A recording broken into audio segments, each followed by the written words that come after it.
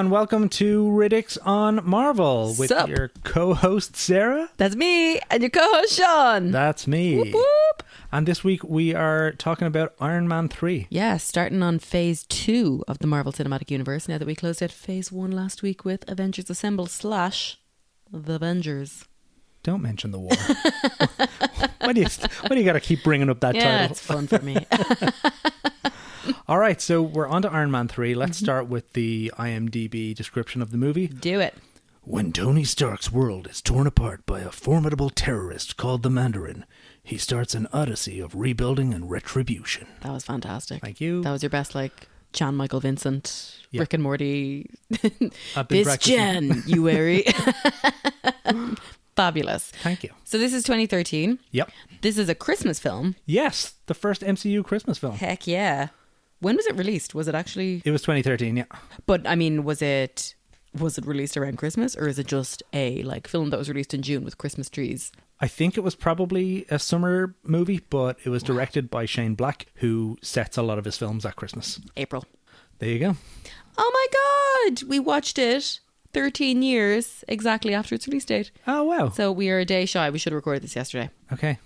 Well, that's pretty good. Sauce. So let's start with, do you remember the first time you saw the movie? How did you feel at the time? And what were your thoughts on the movie when we were watching for the podcast?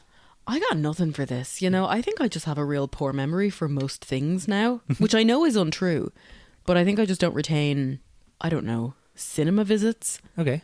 That's fair. Yeah. It's not a life-altering It's thing. not, Yeah. I guess, you know. But yeah, no, it's like, I mean, it didn't rock my world Yeah. in any stunning way. But it's, you know, it's a fun way to spend 2 hours. Yeah. Yeah. How about you? Yeah, I definitely remember really enjoying it in the cinema. I don't remember specifically, but I remember liking it a lot. I continue to like it. I've seen it a lot, obviously, but yeah, it's a good, fun film. Yeah. It's a good follow-up to the Avengers. Yeah, having an Iron Man follow-up was a smart move. Yeah, definitely. Like, he was definitely the most popular character in the MCU so far. So yeah, kick off phase 2 with Tony Stark, absolutely. Yeah. It also is the second billion-dollar movie for Marvel. Oh. I think, to be fair, there's like part of that is riding off the coattails of the Avengers movie. Of course. That's just kind of gonna happen. Yeah. All right, will we get into the plot? Yeah. I mean, he's beginning an odyssey of That's- something. That's very grandiose, isn't It's it? so grandiose. Like, this is like a Greek tragedy. Yeah. Yeah, it's a bit much as a description. Yeah. But basically, I mean, we open shortly after the events of, I was about to say the events of 9/11. Jesus. Shortly after the events of Avengers. Yeah. And space madness and all that jazz, and nearly dying in space while killing the Chitauri mothership. Yeah, I think it's set maybe like 6 to 8 months later type of thing. I'm sure they told us. I've no idea though. And he's basically starting to have anxiety attacks, and he's just 100% got PTSD from all this jazz that was going on and isn't dealing with it remarkably well. I think that's a really cool thing about the movie, though, that they're like, yeah, like he fought aliens and went through a wormhole. He's going to have some PTSD over this. Well, yeah, in fairness, usually everybody else is like, what are you talking about? I'm fine. This is just a regular Tuesday. But he's like, oh no, I'm freaking out here. Yeah. It's nice to see. Yeah, it's a cool idea to structure the movie around. Yeah. And it really, like, it is a big part of the whole movie. Yeah. So yeah, we start maybe 6 months later. We find out that Tony has been suffering from insomnia. He has been tinkering away in his basement. And I think in the Avengers he was on suit number 7, like Mark 7 of the Iron Man suit. Okay, yeah. Whereas in this film he's got Mark 42 in the works. Yes. So he's like being weirdly compulsive and stuff. Yeah. There's a really cool scene near the start where he's created this new armor that will like automatically fly to him and come onto his body, and like all the different parts are rocket fueled and stuff. And But he's through like, implants in his flesh. yeah, he's like injected himself with sensors or whatever that allow the Yeah. parts to, yeah, it's weird. And like we see them going into his arms, but where else have they gone? Yeah. You know, like how...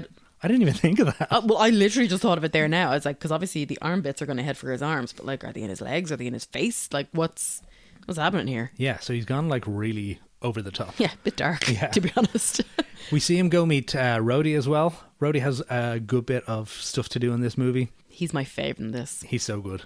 And Rhodey's War Machine has been rebranded by the government as the Iron Patriot. Lame. Yeah, it's so lame.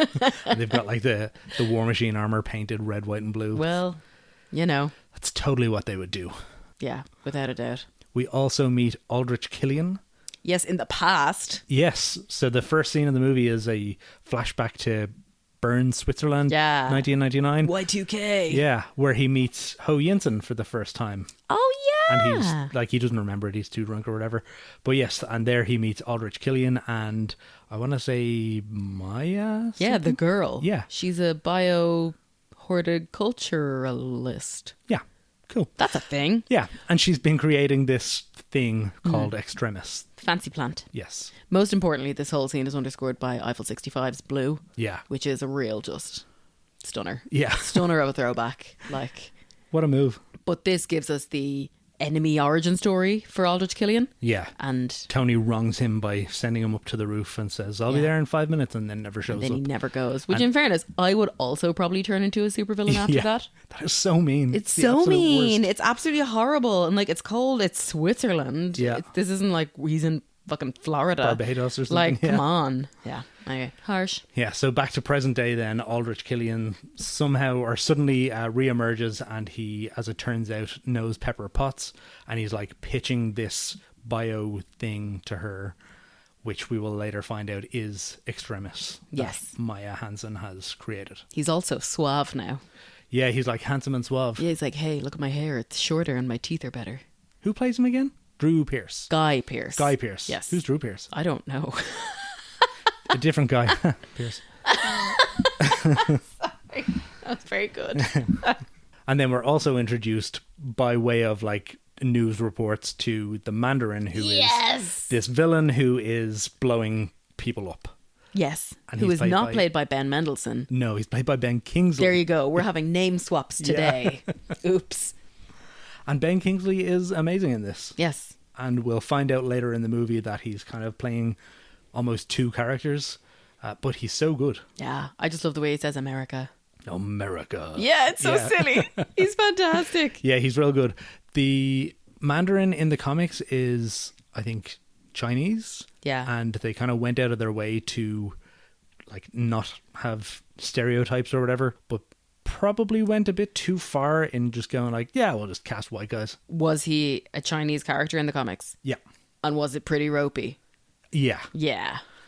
A lot of this stuff was pretty ropey to start with. Yeah. Yeah, so it is a bit of a decision to, I guess, go away from an originally Chinese character. But I guess we also see this come full circle in the future. Yeah, we will. So we won't get into it. Yeah. But yes, they cast this silly white man with a beard and a top knot. And yeah. Oh, God. So silly. One really cool thing I like about the whole PTSD storyline is we see early on that Tony's created like 42 new armors, but the one that he's using mostly is the Mark 7 from the Avengers. So he's like almost cocooning himself in his trauma, suit. which is like real sad. That is a detail I did not pick up on. Well, I'm like, he's in a suit. There it is. An Iron Man suit, you might say. Yeah. So I guess what we're learning about the Mandarin is that, well, firstly, he cuts into like a load of live TV and it's like, here I am, I'm evil, blah. And all these terrorist attacks that you've seen going on throughout the world, that was all me, bitches. And then the next thing that happens is there is an explosion at Grauman's Chinese Theatre, which everybody knows is like the big place in LA. But poor El Happy gets caught up in it because he's there for some reason. Yeah, he's like following Aldrich Killian's henchman. Yes, that's exactly it. Yeah. Yes, because he's suspicious and he's useless and everything, bless him. Poor Happy. So he gets blown up. Yes. And but survives. He's like the only survivor. yes, and ends up just in a coma in hospital for ages. Yeah. But Tony, in response to this, decides to be Billy Big Balls. Yeah. And go on TV and go, you want to fight? Come at me, bro. Here's my home address. And they, of course, use that information to go and bomb his house. like, what are you doing giving out your postcode? Outrageous. Like, here's my air code, guys. Have at. This is a real cool scene. So Maya Hansen has shown up to like warn Tony or something. Meanwhile, he's having a fight with Pepper, and then 3 attack helicopters. We're back to attack helicopters. 3 attack helicopters show up and bomb his mansion. Yeah. His, like cliffside Malibu, beautiful thing. It's a really cool scene because the rockets hit the thing, hit the building, it explodes, and Tony activates the the suit to like come at him, but not at him. He puts it on Pepper instead. Which is very really cool. cute. Yeah. And then Pepper saves him and gets out of the building, and then he calls the suit to himself. One completely random issue I have with this film is the size of the heels that Pepper Potts wears at all times. They're just not practical. No. Like, you're hanging out at home and you're in like 4-inch stilettos. Come on. Come on. Is that something that rich women do? Maybe. I don't know. If I was rich, I would never wear shoes. Yeah. Like, I just like, we don't do shoes anymore. This is part of my fucking brand. Yeah. Yeah. Pay someone to walk in front of you pouring sand. Yeah. So that you've always got a soft runway. But like, I certainly wouldn't be at home. Like, I don't know. Anyway, it's just my query, and this is a silly one, is how does the suit go around her feet when she's got these massive fucking heels on? Yeah. Because Tony's not wearing massive fucking heels. So like, is there just a hole in the back? I don't know. I don't know. Anyway, it's a silly question of me. There's no reason to be so worried about it. Well, but genuinely at the time, I remember first seeing it going, how's that thing going on her foot? yeah. That's not going to fit. It's going to break her ankle by trying to ram it into a foot shape. Pepper's safe, but her ankles were broken by the Iron Man suit. She'll never walk again. So then Tony has the suit. He explodes 2 of the helicopters. He throws a piano at one and throws a bomb at another. Pretty good. But he doesn't manage to destroy the third one, and he like falls out of the mansion into the river or whatever. Sea? The sea, The yes. Pacific, I believe. Oh, okay. Yeah. So it falls into the Pacific, and it's just assumed that he's dead. But in the background, you see him fly off into the distance from the water. And then he passes out and wakes up as his suit of armor is about to crash in, where is it? Indiana? I could have made that shit up. It's snowing wherever it is that he lands. Tennessee? Tennessee? Did I make Tennessee up? I don't know. Look, he fucking... He flies off somewhere. He flies off somewhere, wakes up as the suit's about to crash into the snowy forests of Tennessee. That doesn't feel right, no, but okay. Chattanooga, Tennessee, you're absolutely right. Amazing. So, Yeah. And is then stranded. Yes, because the thing is dead and he's hiding or something, I guess. He's presumed dead, and I think he takes the opportunity to go, just do you know stick with what? I need to regroup. I need to Gotcha. figure myself out. And he like breaks into a small shed for warmth. And then there's a little kid in there, and he like develops this like buddy cop relationship with this little kid who helps him like, I don't know, get his confidence back. Yeah, find his spirit again. I don't fucking know. No, I'm actually just in a givey outy mood, I think. Go on. Because one of the things with when he first meets the kid, Harley. Yeah. Stupid name. Anyway. Yeah. When he first meets the kid, he's like, where are your parents? And he's like, oh, my mom's at work. And then he says some garbled, poorly enunciated thing about, well, Dad went out for scratchers a few years ago and then he never came back. So I guess he must... Like, what are you talking about? Yeah, fuck off. Well, my dad's not here and my mother's at work. The end. Yeah. Fuck off. Go and shite. Take your sob story elsewhere, kiddo. So you really enjoyed this movie. And I actually think the kid's really good, but I'm just like, what the fuck are you talking about? What? The kid actually is really good. He is, yeah. So anyway, he's landed in Tennessee because one of the bombs had gone off in Tennessee. Oh, yes. Because, yeah. He's landing and Jarvis is like, oh, suit's less than 5%, saws. Yeah. And Stark goes, what the fuck are we doing in Tennessee? And he goes, but I prepared a flight plan. Yeah. We're in Tennessee now. Yeah. Don't even worry about it. What you talking about? Because So poor El Jarvis is having a bad day too. Yeah. So it was to investigate the bomb site, and 2 of the Mandarin's henchmen show up. One of them was the guy that Happy had been stalking. The suspicious looking man. Yes. And the other is some red-haired woman. Yeah, some gal. And they get into a big fight. And there's a kerfuffle. There as is. you said before. Yeah. And then meanwhile, Rhodey is investigating the Mandarin off on his own. And doing some of his best work. But yeah, so he's off and he's like, I'm in Afghanistan or Miami or so. I don't fucking know where he is. It's unclear. Yeah, Rhodey breaks into like a sweatshop or something that he thinks is a Mandarin stronghold, but it turns out that most of the people there are being like probably held against their will. And he's like letting them all go off free. But one of them then is an extremist person and she superheats his suit and he collapses. I like that he's like, you're free now if you weren't before. Yeah. I don't know. And yes, then the blonde lady takes off her costume and it's like, you come with me, Colonel, or whatever. Yeah. Oh, very aggressive. Yeah. So we end up in Miami. Miami, we do, yes. Tony also ends up in Miami. He has figured out that something is amiss and he finds the AIM base. Yes. AIM is Guy Pearce's company acquired Advanced Idea Mechanics. Advanced Idea Mechanics. There you go. AIM. Very good. What a great name. Good lad, Aldrich Killian. Surname, first name? No, his name is Aldrich Killian. It's just Aldrich sounds like a surname. Oh, yeah. He should be called Killian Aldrich. Yeah. Aldrich Killian is backwards. Aldrich is a terrible name. It is. A lot of terrible names. So let's criticize everyone who's got these names. If your name is Aldrich, you suck. You suck. So yeah, Tony has left Harley to charge his suit with a battery. Yes. And he's gone off to Miami on his own to do some shit. Try fight the Mandarin. Oh yeah, but he stops at B&Q on the way. He does, yeah. Instead of just DIY going, stuff. like, again, reminder, we are in the US of A. He could have gone to Walmart and bought himself like 2 AR-15s and 1,000 rounds. But instead he's like, no, I'm going to get a glove and like electrify the glove somehow. And then I'm going to make like a potato gun. Yeah. And it's gas. Makes all these Home Alone gadgets to fight the bad guys. Yes.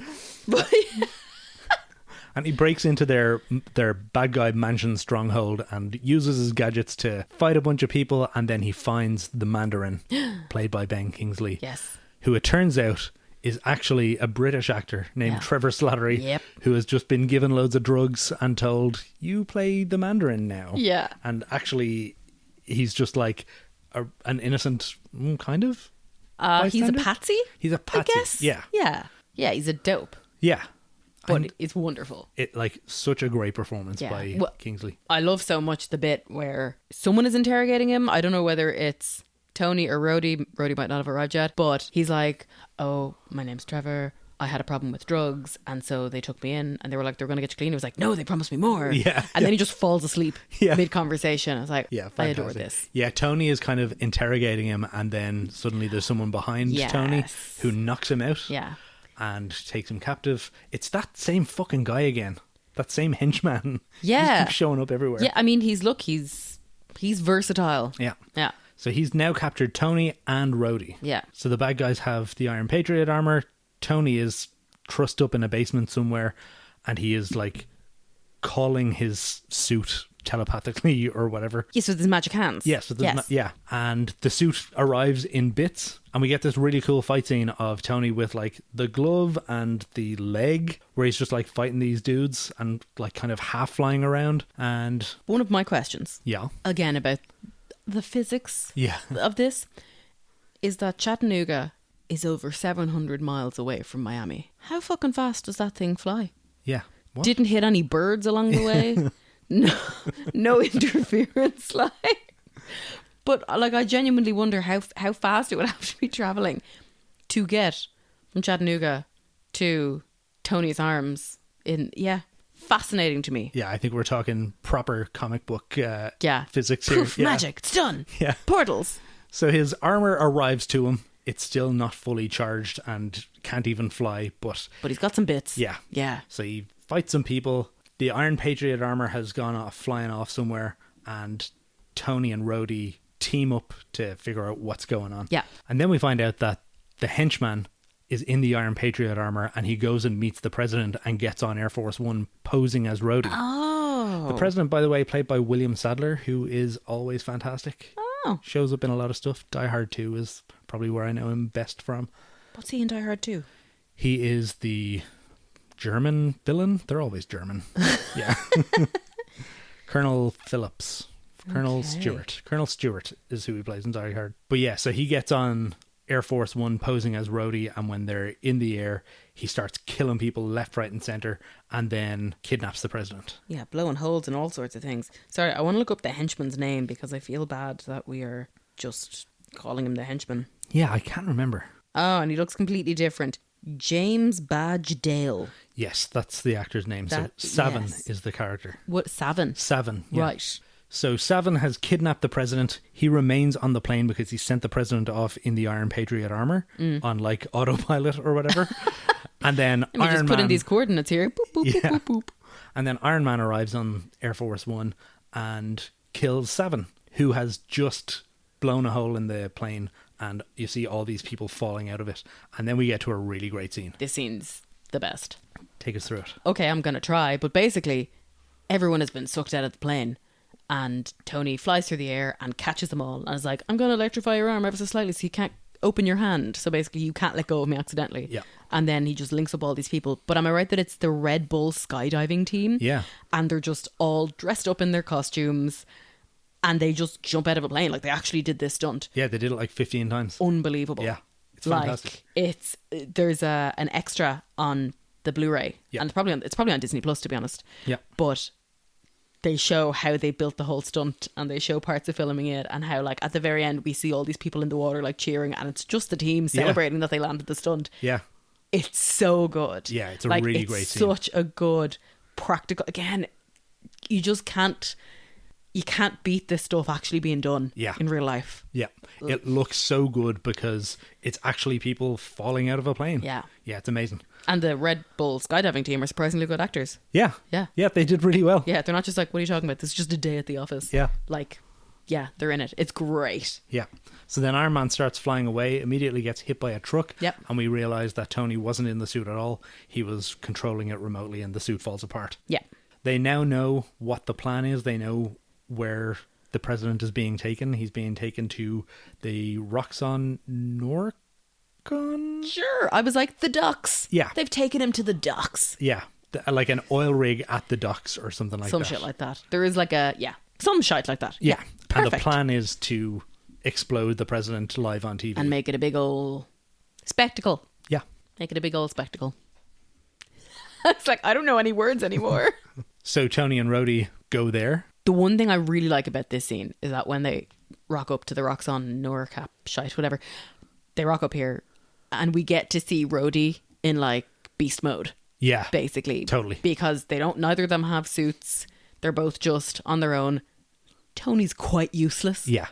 He's just a rich man who... Yeah. Yeah. But Rhodey's like Tony tries to shoot out a light bulb and he like unloads a full clip and completely misses everything.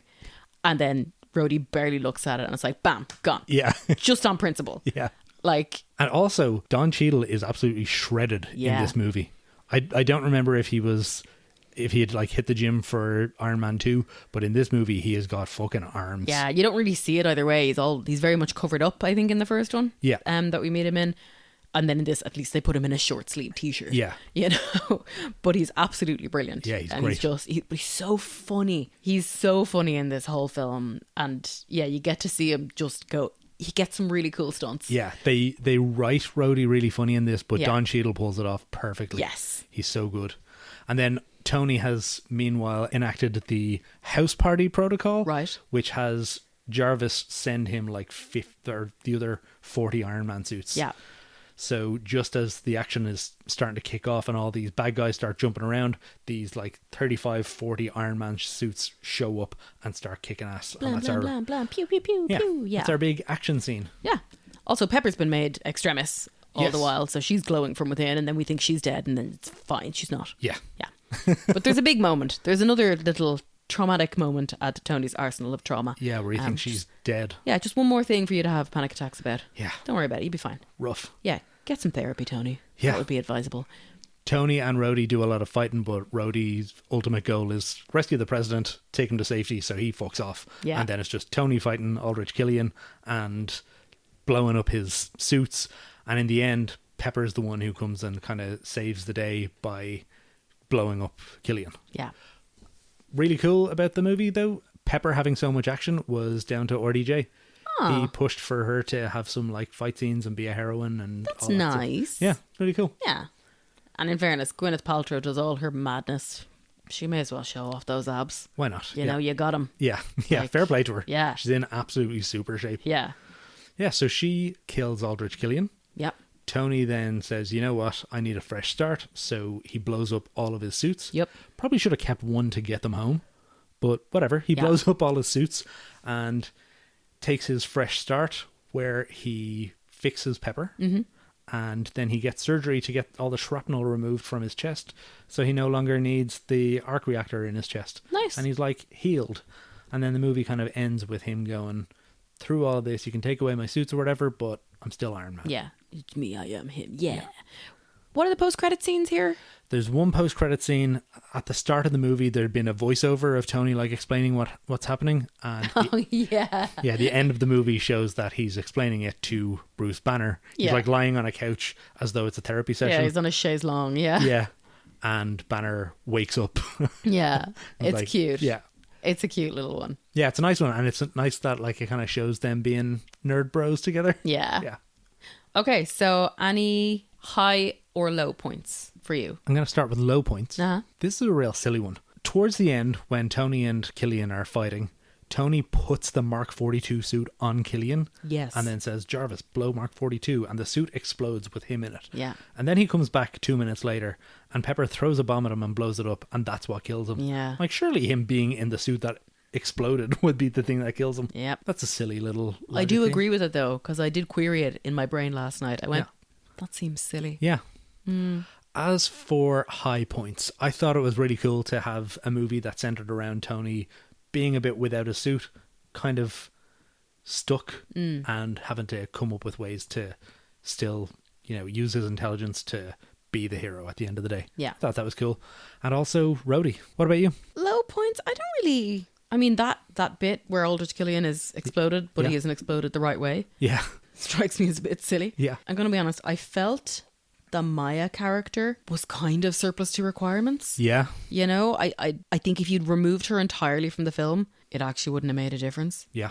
Because it felt sort of like just ham-fisted in that, you met once 20 years ago or 15 years ago, whatever, back in Switzerland, and she was coming up with plants and you upset this man. And now, all the while, he's been working on himself and she's been improving her plant things and now it's people. But then she was also like double crossing him or something, trying to get him in. I don't know. It felt... Yeah, if you took her out and gave all of her storyline just to Aldrich Killian, exactly, it still works perfectly and probably works a bit better. Yeah, it felt like they were trying to do a sort of a Bechdel thing, but it still didn't work. Yeah. And that would probably work better because it would make him kind of the mad scientist as well. Yeah. Yeah. So I didn't feel... It kind of nearly felt like a knockoff of Iron Man 2, where you've got Justin Hammer being kind of the idiot. Yeah. And then there's the scientist guy in the background. This was the same thing of Aldrich Killian is like the front man, but then you've got the scientist in the background. Yeah. It was like, why do we need to do this again? Yeah. So I felt that was a little bit unnecessary. And she was grand. Like the actress did a great job, whatever. Yeah. But I just felt the character wasn't really written as roundly as I would like it to have been. Yeah. And you're right.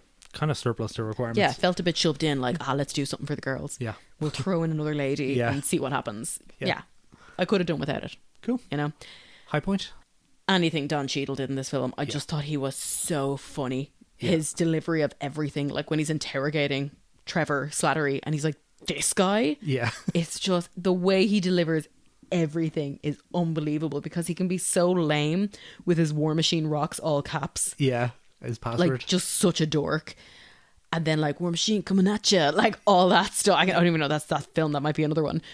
But he's so funny. And he, like I said it before, he's just such a, like, heartwarming character. And I love to see him get to do his military man shit. And, like, not be really the sidekick. It's like, you handle that bit, Tony. I'm going to go rescue the president. Yeah.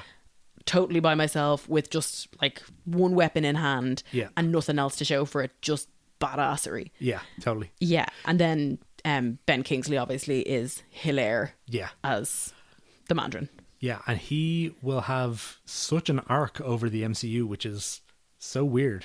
You think he's kind of done after this movie, but he will show up in future projects and actually gets a really good story arc. Yeah, and I'm always happy to see him. Yeah, he's so good. Yeah. That War Machine coming at you quote is from Age of Ultron. Okay. Yeah, and it's... Sorry. It's where you get to see him kind of be lame, but also I real love fun. him being so lame. He's brilliant. We'll get to that one soon. Yeah. Other weird thing about this movie is Jenna Ortega is in it. Yes, she's like 9. Yeah, she's tiny. An absolute baby. Yeah. But yeah, there's this like side plot where the vice president is working with Aldrich Killian. Yeah, Miguel Ferrer, isn't it? Yeah, and he is so good. I love him and everything. But he's doing this because Extremis can help regrow limbs, and his granddaughter, I think. Granddaughter? Yeah. Jenna Ortega is an amputee. Yeah. So that's she's about 11. Yeah. So yeah, but it's a real, like, that's kind of a little side plot that's like there of, oh yeah, Savin's heading for the president's plane because I sort of sent him there because I'm working with this villain to try get my granddaughter's limb regrown. Yeah. It's all just kind of a bit unnecessary. Yeah. And also I feel like it's a waste of Miguel Ferrer. It is, yeah. He was unbelievable in everything he's in. So yeah, it's a funny little, I throw it in there. Yeah. Do you know?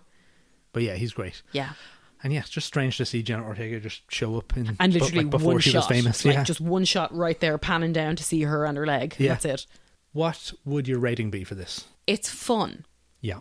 So here's where I have probably an experience versus content Yeah. Yeah. differential. Like, to watch it, I'm having a great time. Probably like 7. Yeah. 7.5. The film itself, maybe like a 5, 5.5. Okay, well. It's grand. I think I'm being very harsh on these. Yeah. The more we're talking about them. Yeah.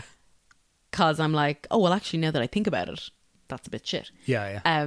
You're so analysing it more. Yeah. So I think experience-wise, again, Don Cheadle, Ben Kingsley, 10 out of 10. Yeah. Unbelievable stuff. I like the whole storyline arc where he's dealing with his mental health. I think that's really nice to see. Look, he's rich, he's famous, but he's still got issues with his mental health and he needs help too. Yeah. Love that. And love the message, it sends.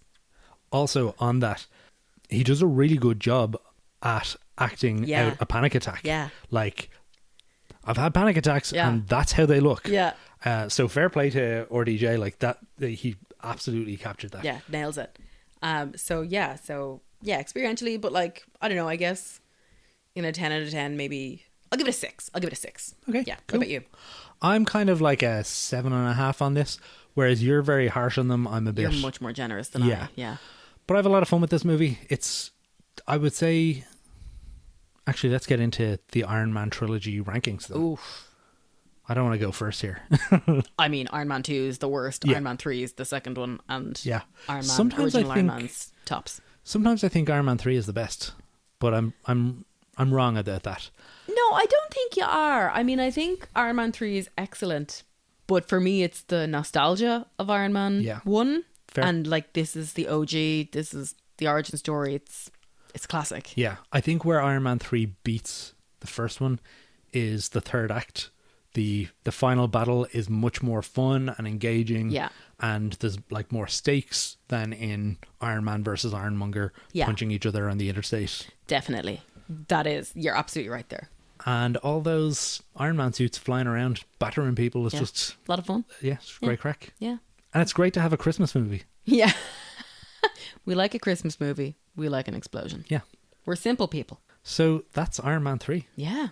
So what's next in our Marvel run? Next in Marvel is Thor: The Dark World. A controversial one. That's a movie, all right. In the legal sense of the word. Yeah. Yeah, we'll talk about that. I don't want to give away any feelings or whatever. But Thor: The Dark World is next. Yeah. So, yeah. Woo! All right, with that, Riddick's out. Thanks for listening to this episode. You can find us on Instagram at Riddicks_on or drop us an email at riddicksonpodcast@gmail.com. Feel free to leave us a review wherever you're listening and share with a friend. See you next time.